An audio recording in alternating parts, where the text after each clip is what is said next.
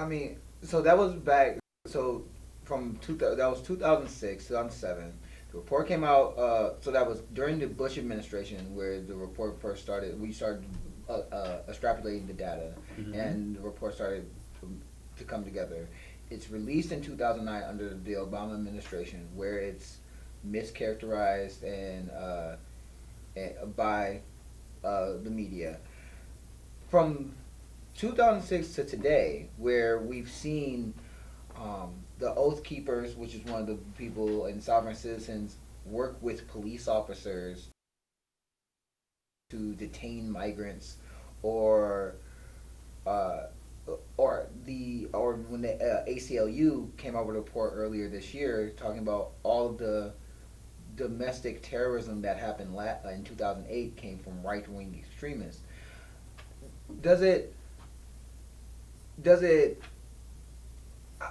the question that I'm trying to get to is it shows that your report's justified, yet it's still not taken seriously or still not looked at in a productive manner. So, what's something that we could do to help? The public can do to help. Yeah, so unfortunately, the critical message of the report, which was showing this change in threat environment, hoping that policymakers and police superintendents would shift resources to try to get ahead of this threat, this message got lost in the political firestorm that ensued.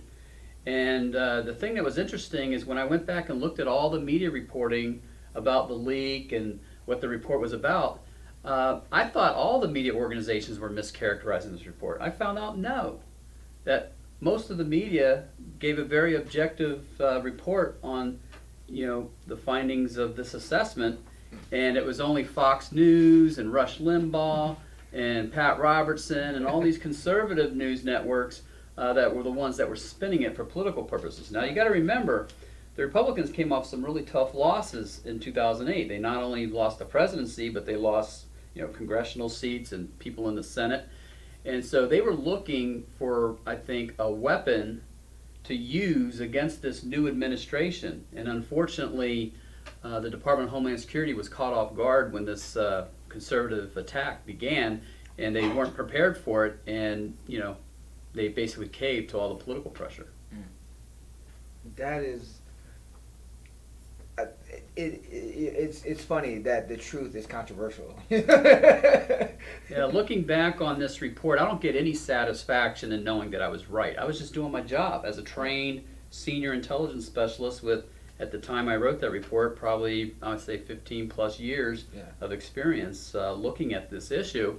I was just doing my job. I called out the threat for what it was, and unfortunately, that assessment proved to be true, and we're less prepared now because of the politicalization that happened, created a chilling effect in both the law enforcement and intelligence communities that if you write about this subject, people are going to object to it, they're going to raise hell, and they're going to cause difficulties in your work space.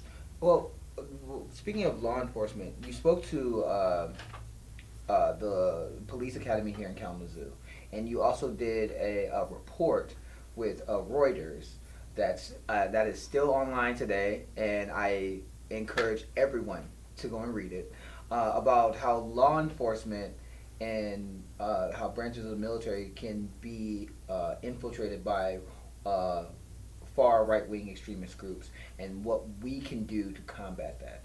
I was wondering if you could go into any detail about that for some people who may not have seen or read it. Sure. So the news report he's referring to was done by Reveal News. I worked with Reuters on a different subject that showed the disparity between sentencing of Muslim extremists versus white extremists. Oh, my bad. I missed No problem. But anyways, Reveal News worked on a story with me involving a group of extremists called 3 Percenters. Okay.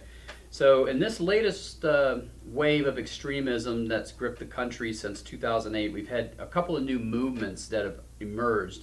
The Oath Keepers and the 3 Percenters. Both of these are anti-government type groups.